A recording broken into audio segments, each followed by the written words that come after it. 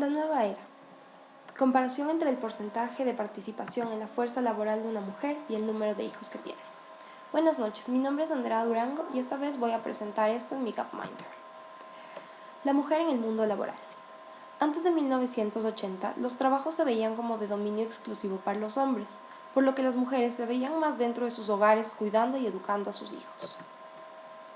De 1980 en adelante, hablando en términos absolutos, las 18.8 mil millones de mujeres quienes eran parte de la fuerza laboral a principios de los años 70, ahora totalizan más de 50 mil millones y se pronostica que ese número subirá hasta los 65 mil millones para fines de siglo.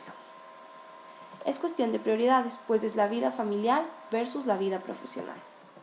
Los hijos son una disyuntiva difícil, pues ahora las mujeres participan más de la fuerza laboral y esto ha ocasionado que se reduzcan el número de hijos que ellas quisieran tener. Sin embargo, no siempre pasa esto, pues son muchos otros los factores que previenen a las mujeres en cuanto al número de hijos que ellas deseen tener.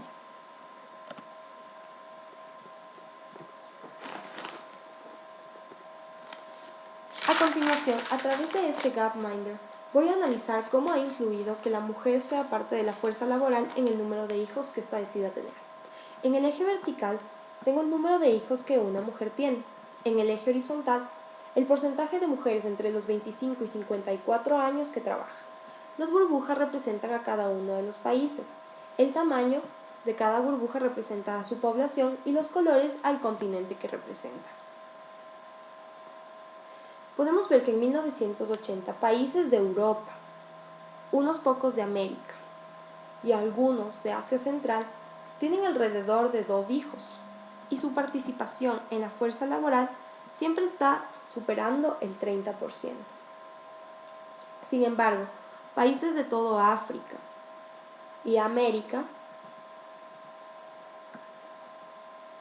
tienen de 5 a 7 hijos y su participación en la fuerza laboral es menor, está a partir del 10% y a veces hasta un poco menos.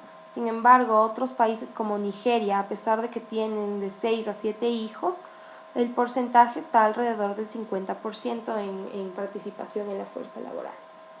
Ahora veamos cómo estas cifras han ido evolucionando hasta nuestro siglo en el año 2007.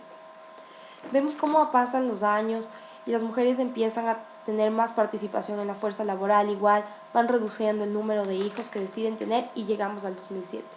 Las burbujas de absolutamente todos los países muestran un desplazamiento, en el cual la mayoría reduce el número de hijos por mujer y muestra un aumento en la participación de la fuerza laboral, pues podemos ver que casi todos están concentrados en más allá del 50% y con una planificación familiar de máximo 3 hijos.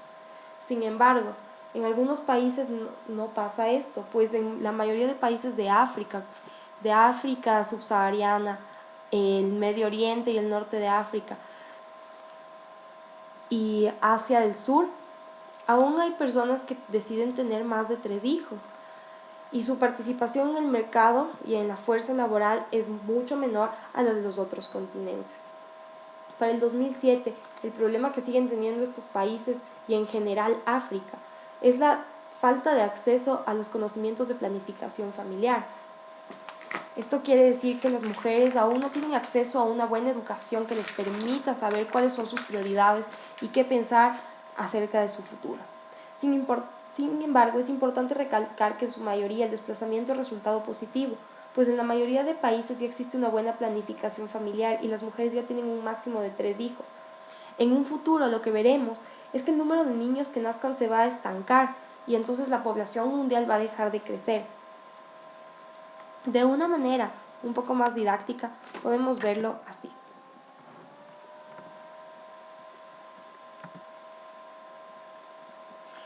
Voy a hacer una comparación con cajas de fósforos. Entonces, lo que voy a hacer es que esta pileta de cajas de fósforo represente 4 partes del mundo. Estas 4 partes van a ser el este de Asia, el sur de Asia, África subsahariana, el Medio Oriente y el norte de África. Esta caja de acá será América y esta de acá Europa. Para 1980 solo Europa tenía una planificación familiar de 1 a 2 hijos, América más o menos de entre los 3 y los 5 y los demás partes de los continentes de 5 a 7 hijos. Esto ha ido cambiando de la siguiente manera. América ya pasa a tener de 1 a 2 hijos como Europa.